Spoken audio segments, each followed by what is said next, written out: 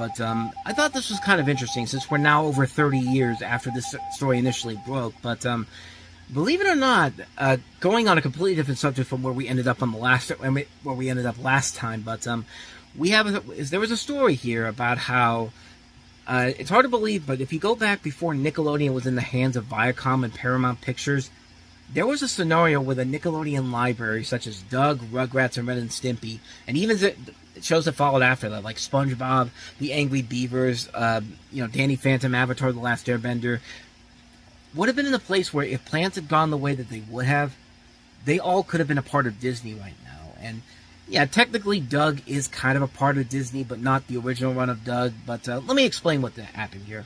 So basically, let's go back to 1993. Nickelodeon was not owned by a major studio or corporation. It was owned by the company that owned MTV and VH1, and they were still independently owned at that point. And it wouldn't be until a year later when Paramount and Viacom eventually got their hands on Nickelodeon and made it into what it has become today.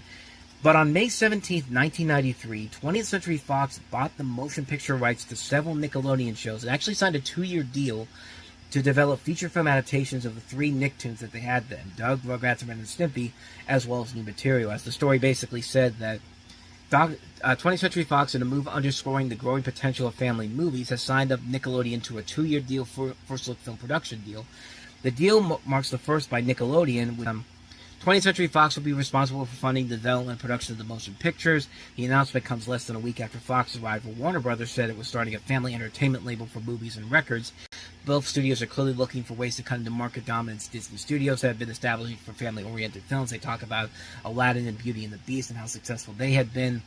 And Nickelodeon, they basically delve into what Nickelodeon was. Needless to say, that plan did not work out as well as they probably would have. So the decision made at the time was being made because of how Disney was leading in the charge of family entertainment at the time. So Fox needed to get into the game at some point. However, obviously things took a turn when we found out that the forthcoming Viacom purchase basically ended that deal before a film could even get made.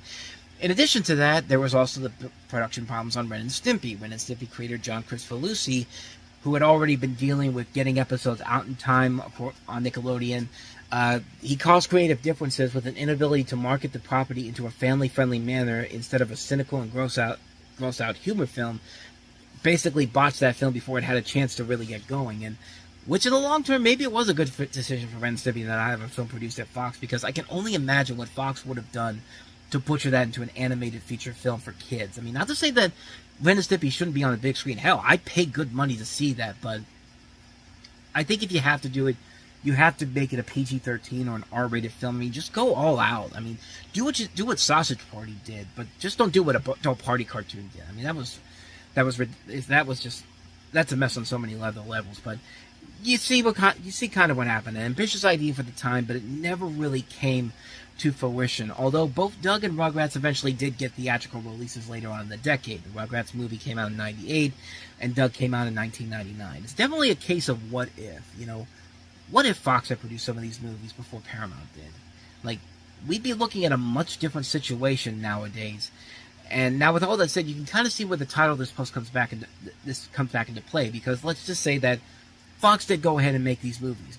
Fox made a movie about Doug. Fox made a movie about the Rugrats. Fox made a movie about Ren and Stimpy. Had they done so eventually down the line, they would have been a part of the Disney library, because now Disney owns everything now by Fox. And yeah, Nickelodeon's libraries of movies could have been under the Disney brand by now. We could have these movies on Disney Plus right now. Hell, we could have had TV shows on Disney Plus. Like, maybe even the rest of the Nickelodeon library would be there at this point. All of them could have eventually made it over to Disney had the Fox deal gone through with Nickelodeon, but it was never meant to be. And again, all we can ask ourselves on this front is basically, what if? Like, what if this had actually happened? But with that said, you can see Ren and Stimpy on Disney Plus if you've seen the Brother from the Same Planet episode of The Simpsons, where the Ren and Stimpy animators actually animated a sequence in there, not with John Kricfalusi or Billy West involved, but it's Dan Castellaneta doing the voices for both Ren and Stimpy. So, this meatball soup is delicious, Stimpy! That's not meatball soup. That's my collection of fur balls and stomach acid. You idiot! You're trying to kill me, man!